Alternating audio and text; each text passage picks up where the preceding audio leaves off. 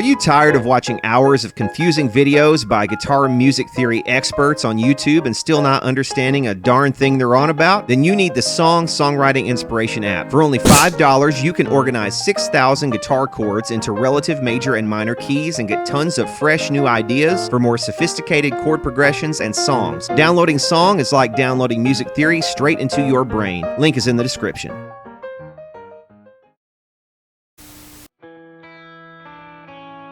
Hello, lads and ladies. Brad the Guitarologist here. We are back over at my good friend Steve Wilson's studio today for the third installment of this series. Today we're going to look at some really cool old guitars. He's got a 1952 Gibson Les Paul, the first year of the Les Paul. He's also got a 50s Stratocaster we're going to take a look at today. We've also got a really nice selection of vintage amplifiers we're going to take a look at, and just generally hang out, shoot the shit, and have some fun. So if that sounds like something you'd be interested in, stick around.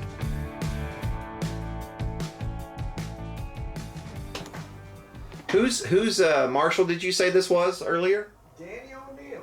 Belongs to a friend named Danny O'Neill. Danny O'Neill, okay. Danny's a Louisville boy. He bought that, and that boy, he's a brave soul. He would go down to Stevie Ray's. He walked in there one night to the blues jam and took that whole rig in there. I swear to God he did, man. I said, Danny, right on, go for it. Yeah. He said he had his wife helping carry it. That takes some balls right there. What for, like for the open mic night, or like the open jam? I've used Marshalls down there, and boy, that's a bad place to even attempt it, you know.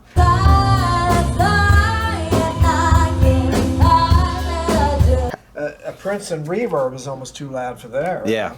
I mean, it's just. Well, you're right in everybody's faces because you know. It's not.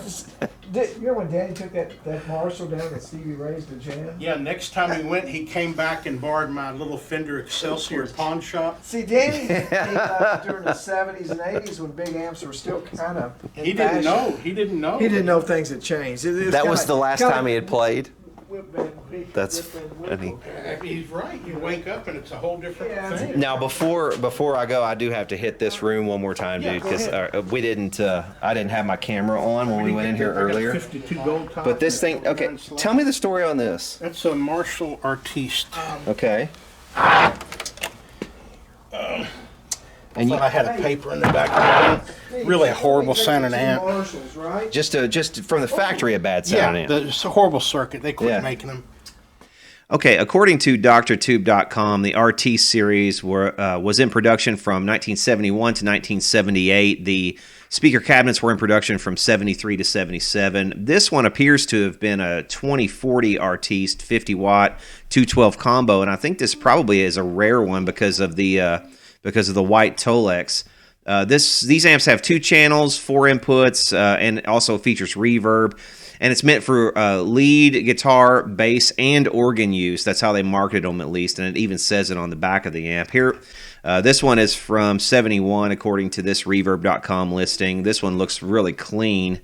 And I think this may have been re-Tolexed or something because it's missing the side strap handles on top. So here's some gut shots of the amp, and you can see this is before they went to PCB boards. So this is all hand done. It's on turrets at least. Here's the chassis out, and it does look like it has a choke, and there's the reverb tank down there on the bottom. So I mean, I don't know. I don't see why this thing wouldn't at least have the potential of being a good sounding amp.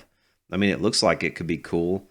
But here you can see type lead, bass, and organ. So they were even marketing it for those 3 purposes, which is kind of odd for Marshall. You don't see a lot of that kind of stuff, but you can see a schematic, and like I said, I'm not sure why this one wouldn't sound good. I mean, unless there's something going on in this tone stack area right here that would be preventing it from sounding like it's like a Marshall should.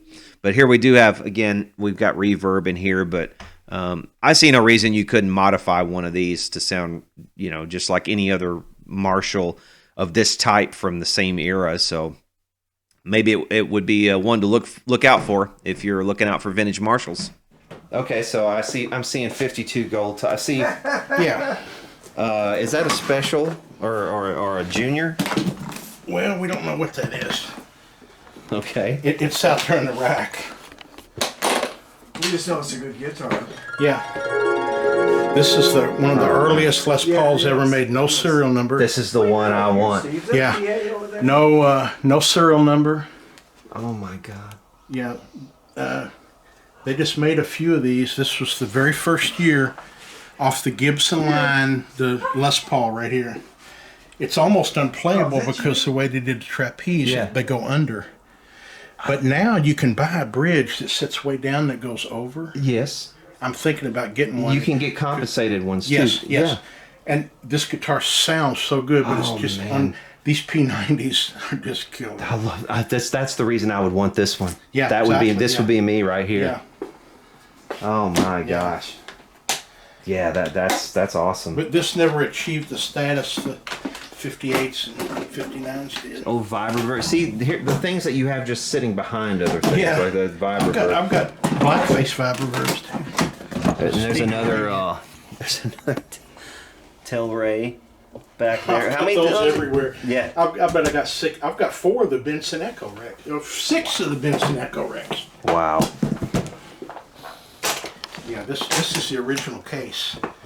This is a 59 slab. Oh. Yeah. Oh. It's the original ashtray cover and everything. So this would have been is this the original owner or just one of the I think I bought it that way. That's a Gibson truss rod cover. Yeah. If he hadn't have screwed that on there, it would have been okay with me. But some guys like those personalized guitars. Yeah. Yeah, and that's the thing too. You don't want to destroy the history of something like this because then it's gone forever, and it's like you might as well if you're gonna flip something or whatever. Yeah, that's different. But Bonamassa likes those personalized things. You know, somebody like that. Right, right. He did that whole thing where he went to Indianapolis and went to that. But look at the end of the neck on this. This was the first year they made a rosewood neck, and they made them real thick. They call them slab boards. If you look how thick the rosewood is that way. Oh, yeah. And if you look at the 63, it's called a cap rosewood. It's real thin, goes this way. But people like the slab boards for the rosewood. Is that the original ashtray? Yes, you know? that's it. Yeah, there's almost no rust on it or anything. Wow. It's just great shape. That's just something. I found this at a music store in Michigan, probably 79 or 80. And when I bought it, it had black diamond acoustic guitar strings on it, this far off the neck. The neck was like this. Yeah. So I bought it real cheap. Were you able to adjust it out? Brad, I put a regular set of strings on it, and the neck went hold right back. Never touched it. Never touched stress rod? Didn't touch it. Oh wow. Nothing. Those black diamonds, they were like piano boat anchors. Yeah. Yeah. But I bought this. I played a lot in Michigan. I bought the 52 gold top and this. That came out of a pawn shop, and this came out of a music store. The owner was a friend of mine and called me, said, I got an old Strat. Of course, in the late 70s, early 80s, these were still, you know, child's guitars. They weren't collectible. Is that how long you've had that then? Oh, absolutely. Yeah. Yeah, I haven't bought anything new in years. This is all stuff I've had. Did you see that? Did you ever show Stevie Ray your collection at all? Man, Did you show him any things? Or? I didn't. No? And he's never played any of these. Yeah, this... All his guitars, we were doing a show, and his guitars got crushed one night. And if I'd have been home, I would have taken these out and let him play them. But we were in New York, and I think he had probably a guy named Perry Margoliff bring some Strats, and I think he rented them to him. I would have just let him use them, but so talk to me. That's a killer little amp right there. The EL84s. That's a great amp. It's a sleeper. Buy them all. I've got 3 of them. No, I redid one on my channel one time.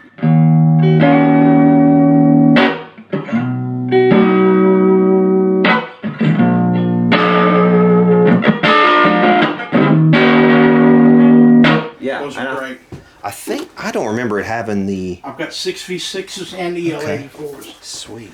Do you know about the Harmony 4 8-inch bass amp? The blue thing? Ready Ted? 4-8. I got 2 of those. That's the harp Harmony. players like those, don't Yes, they? exactly. Yeah. And they like that 2.8 Premier. And those premieres, yeah, I know That's that. a great amp. And I got 2 of these, the old Gretsch. I got one Gretsch and one Supro. But those are, let's see, this is the 1688 TN. Okay, that's it. But I've got another one, but it doesn't have the baffle. So I just use it for a head. And what's that? I love that amp. What is that one?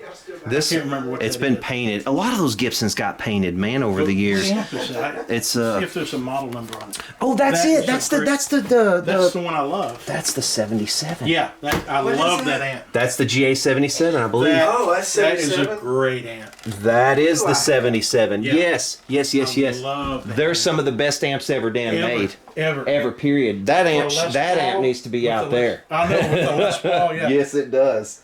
Those are killer. I know. That's great. Oh man. There's a what? Oh, It's a 6700 watt. I bought it back in 5 years ago. this one here? It belonged to Eddie's Guitar Tech. I can't think of the guy's name, but it's a 67, and it stayed in his studio a lot, and I think Eddie used to play it a little bit. And that's a 67, and this right here is a 68. And of course, I guess it was anyway. They changed the pilot light on it, but it's 68 plexi, and that's 67 plexi. So Steve changed the power cords. Wow. So this one was Eddie Van Halen's Tech. Guitar Tech? Uh-huh. His last name was Brock. That's something I can remember. Where did you pick that up? Mark's Guitar Loft out of is it New York? No, it's out of New York. Mark's Guitar Loft. And he wanted to get rid of it. And when I found out it was 67, I didn't even know about the Van Halen connection until later. Yeah. But anyway, that's Interesting Yeah, though, here's the considering Right. what happened There's recently. the That's Thunderbolt crazy. right there. Yeah. And here's another one of those. That's it. And the old V front. Yep, the Thunderbolt. That's a cranker. Crank But- that up and Do you know about these? jam on those. I probably got 10 of these. Berlant Concertone preamps. Using them as preamps. Oh my God! What's yeah. the story on those two? They're tape recorded preamps. They're the poor man's RCA Op 6, which I have right here. I got an Op 6. don't you? I got an Op 6 right here. Yes. Man, you got shit coming out the Look walls, at dude. this, Brad. I pulled this That's- out. I pulled this out of a spare room that's been sitting there for years. Look at that. That's my What? GA77. Tremolux. My GA77. Yeah, there's your 77. Yeah, There you go. It's a killer amp, isn't Yeah, it? yes, it is. It absolutely Yeah, I didn't is. think it would be with that. I didn't know. Yeah, this is a 5E11 Tremolux just sitting on a shelf at my house. Wow. That's the original dust. Yeah. The Catfish has lots of stuff in his cove. Do you know a guy named Tommy Stillwell? By Yes. a guitar player out of Evansville, Indiana. Yes, I do. Okay. I know Yeah, Tommy. I had a GA77 one night, and his amp broke down in a bar like a block from my house. So I went back and got that 77. I was like, hey, you'll like this. And he jammed through that all night. And he sounded fucking Tommy's awesome. a great player. Tommy's amazing. Yeah, he Great really player. is.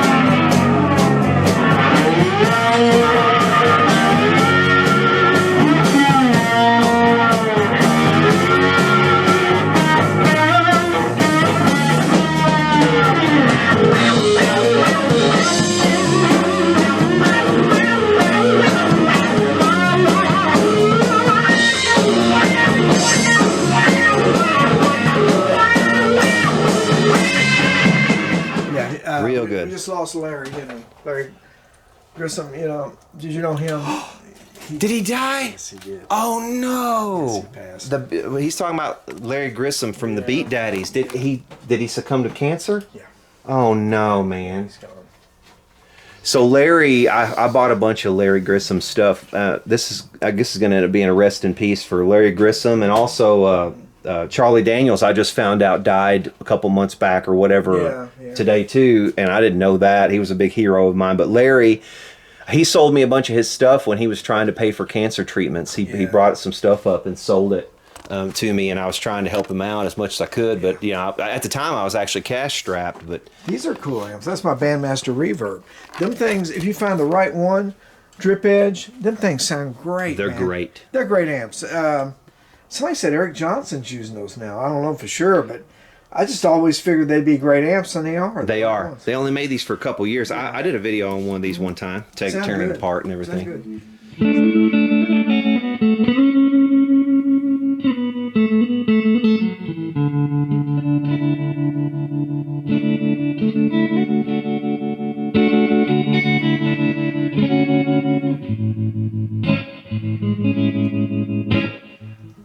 You can coach him how to do it. Here's the little nippers. Up here is one on The each. little nipper. Yep. I saw those earlier too. That's and I was impressed by those. Got to the other So room. Steve, so basically, we got these two are done. Those are ready, yeah. So next week we'll maybe. I mean, we're in no big hurry, I don't guess. Yeah, You we'll still don't know how to have any idea. I got it that far. It was over there, and I moved it to there, and then You I don't got have, you don't busy. have much I owe you or anything. Well, I've got those two written down, but we'll do it later. okay. We'll do it. That's fine. I'm sure okay. Yeah. Bill Monroe. You guys did a Bill Monroe song, didn't you? What was the song you did? Several. Yeah, 2 or 3. He came to the studio. Yeah, that's it. That's Yeah, that okay. really broke At our Blue Moon of Kentucky. band a good way. Wow. Yeah, I'm with you on the whole ephemera thing. It's just, you know, I don't know. There's something love about it. walking into a place and seeing stuff like this. It just, it lights you up, doesn't it? It gets your creative juices kind of going in a way. But look at, I mean, see you in that microphone right there, dude. Oh, the other super reverb is at home. Oh, good. What am I okay. doing with 4 of them? Well, there's 2 there and 1 here. Yeah, I know. I've gone through a couple of these. These are so simple inside. Usually just 1 electrolytic and 1 power resistor. I know. They're so simple. Yeah. I haven't gone through these yet, but I've got a couple in there that I have. But I don't really need them. I just like the way they look, you know. Same here. That craftsmanship to me, this is. I told my wife. She said, "Do you really need those?" I said, "Well, it's like a piece of art on the wall to me." I've got one. I've got the model. One model different from this. I can't remember. I think it's the 910. That's the model I've got on this one, and I use it. Well, I've got a TV2. You know the big TV2. I've got about 12 TV7s. Really? You know what the TV7 is? Yeah. The smaller Navy tube tester. The gray. You Show me. Do you have one I've handy? got a TV2 in here. Here's another old Gibson I haven't got to yet. Yep, I've got that model too, sitting That's around. the TV2. The great big. That's the military. Okay. That's the big high end one. Amperex and RCA's. Oh my gosh. Boxes of them. 7025s and stuff. Oh, there's the best amp in the place right there. Yeah, Little that's checkmate. Yep. I just listen. We're gonna sign off now because if I stay in here much longer, I'll be here all night. Greg Martin, thank you, sir. Thank you. I'll be seeing you again, though. Yeah, I hope so. One of these days. This is the cat in the hat. That's right. Steve Wilson, Greg Martin, thank you guys so much, and thank you to your son as well. You ever seen a zero candy bar? The little bear on He's the the little zero bear candy. on the zero candy bar. Greg nicknamed me Catfish because I'm a bottom feeder. He said. Well, thank you guys, and I'm sure we'll be back some other time in the future. I think I'll see you. I love it. Hopefully in a week or 2, right? Hopefully. Next week. I would love to. Maybe. I'd love to.